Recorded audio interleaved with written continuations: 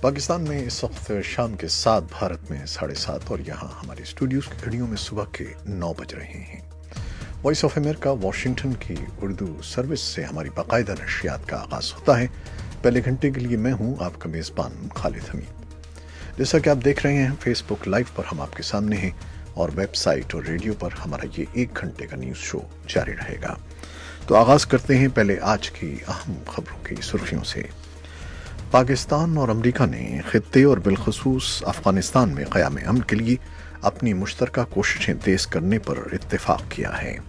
یہ اتفاق رائے اعلیٰ امریکی سفارتکار ایلس ویلز کے پاکستانی حکام سے منگل کو ہونے والی ملاقاتوں کے بعد سامنے آیا ہے، اور پاکستان کی حکومت کا کہنا ہے کہ توہین رسالت کے الزام میں سپریم کورٹ سے بری ہونے والی آسیہ بی بی اور ان کا خاندان تاحال پاکستان میں ہیں اور انہیں مکمل سیکیورٹی فراہم کی جا رہی ہے۔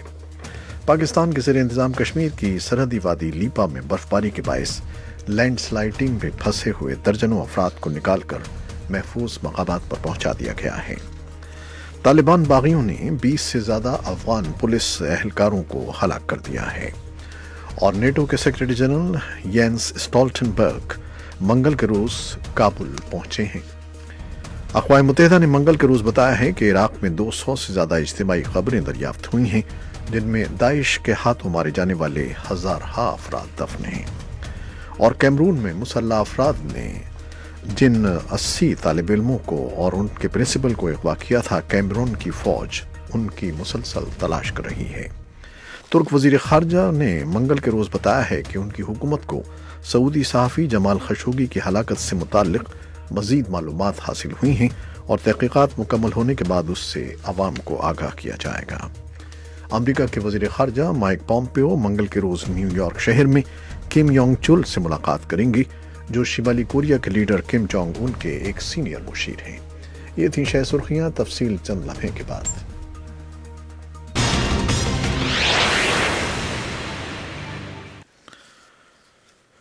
اور جیسا کہ ہم نے آپ کو شروع میں بتایا کہ پاکستان اور امریکہ نے خطے اور بالخصوص افغانستان میں قیام امن کے لیے اپنی مشترکہ کوششیں تیز کرنے پر اتفاق کیا ہے۔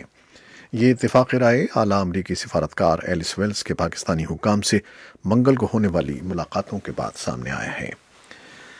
ایلس ویلز منگل کے صبح ایک روزہ دورے پر پاکستان آئی ہیں۔ وہ اپنے دورے کے دوران وزیر خارجہ شاہ محمود قریشی سے ملاقات کر رہی ہیں۔ دفتر خارجہ کے مطابق امریکہ اور پاکستان کے مابین وفود کی سطح پر مذاکرات ہو رہے ہیں۔ حکومت پاکستان کا کہنا ہے کہ ایلس ویلز اس دورے میں پاکستانی قیادت سے ملاقاتوں میں پاک امریکہ تعلقات، خطے کی صورتحال اور افغان مفاہمتی عمل پر بات چیت کریں گی۔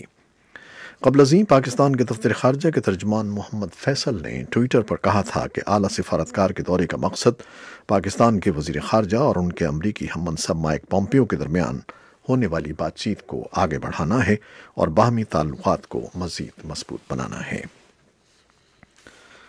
پاکستان کی حکومت کا کہنا ہے کہ توہین رسالت کے الزام میں سپریم کورٹ سے بری ہونے والی آسیہ بی بی اور ان کا خاندان تاحال پاکستان میں ہیں، اور انہیں حکومت کی جانب سے مکمل سیکیورٹی فراہم کی جا رہی ہے۔ منگل کو وزیر مملکت برائے داخلہ شہریار آفریدی نے وائس آف امریکہ سے خصوصی گفتگو میں کہا کہ جب تک آسیہ بی بی کو کسی جرم میں مجرم قرار نہ دیا جائے یا اس ضمن میں کوئی عدالتی حکم نہ ہو، اس وقت تک اس کا نام ایگزٹ کنٹرول لسٹ میں کسی صورت نہیں ڈالا جا سکتا۔ اور مسیحی خاتون آسیہ بی بی کے شوہر نے کہا ہے کہ ان کا خاندان یورپ میں پناہ حاصل کرنے کی کوششیں کر رہا ہے، کیونکہ وہ پاکستان میں محفوظ نہیں ہیں۔ عاشق مسیح کا کہنا ہے کہ ان کی بیوی کو گھر آنے کی اجازت نہیں مل سکی ہے، جنہیں پچھلے ہفتے سپریم کورٹ نے ایک تاریخی فیصلے میں رہا کیا تھا۔ آسیہ بی بی کے وکیل سیف الملوک سیکیورٹی خدشات کی بنا پر پہلے ہی پاکستان چھوڑ چکے ہیں۔ اور پاکستان کے زیر انتظام کشمیر کی سرحدی وادی لیپا میں برفباری کے باعث لینڈ سلائڈنگ میں پھنسے ہوئے درجنوں افراد کو نکال کر محفوظ مقامات پر پہنچا دیا گیا ہے۔ دشوار گزار علاقے میں امدادی سرگرمیاں پاکستانی فوج کی مدد سے تکمیل کو پہنچی ہیں۔ برفباری کے باعث وادی لیپا کے علاقے موجی میں لینڈ سلائڈنگ ہوئی تھی، جس میں کئی افراد پھنس گئے تھے۔ ان میں شادی کی تقریب میں جانے والے ایک خاندان کی عورتیں اور بچے بھی شامل تھے۔ طالبان باغیوں نے 20 سے زیادہ افغان پولیس اہلکاروں کو ہلاک کر دیا ہے۔ فوج کے عہدیداروں نے بتایا ہے کہ جنگجوؤں نے ایران سے ملحقہ مغربی فراہ صوبے میں ایک پولیس اسٹیشن کو رول ڈالا اور وہاں موجود اہلکاروں کو مار ڈالا۔ افغان نیشنل آرمی کے ایک آفیسر نے منگل کے روز تصدیق کی کہ یہ مہلک حملہ پشت کو ضلع میں ہوا ہے۔ انہوں نے نام ظاہر نہ کرتے ہوئے بتایا کہ عہدیدار ابھی تک جانوں کے ضیاع کی اصل تعداد کا تعین کر رہے ہیں، کیونکہ گھنٹوں جاری رہنے والی لڑائی میں رابطہ لائنیں منقطع ہو گئی ہیں۔ صوبائی کونسل کے ایک رکن داد اللہ قانی نے وائس آف امریکہ کو بتایا کہ 50 کے قریب افغان بارڈر پولیس کے اہلکار اسٹیشن پر تعینات تھے جب پیر کو آدھی رات ان پر حملہ کیا گیا۔ طالبان کے ترجمان نے دعویٰ کیا ہے کہ ان کے جنگجوؤں نے 30 سے زیادہ افغان اہلکاروں کو ہلاک اور 20 کو گرفتار کر لیا ہے۔ نیٹو کے سیکریٹری جنرل یینس اسٹولٹنبرگ منگل کے روز کابل پہنچے ہیں اور نیٹو کے بیان کے مطابق وہ صدر Ashraf Ghani, chief executive officer عبداللہ، وزراء اور شہری تنظیموں کے نمائندوں سے ملیں گے۔ صدر غنی اور نیٹو کے سیکریٹری جنرل جلد ہی ایک مشترکہ کانفرنس سے خطاب کرنے والے ہیں۔ صدر غنی نے اس سے پہلے کابل میں آج ایک تقریب میں افغان چائنا کے سب سے پہلے ایئر کوریڈور کا افتتاح کیا۔ اسی اثنا میں افغانستان کے دفتر خارجہ نے کہا ہے کہ انہوں نے ماسکو کے ساتھ ایک سمجھوتہ کیا ہے کہ وہ افغان حکومت ماسکو کانفرنس میں شرکت نہیں کرے گی۔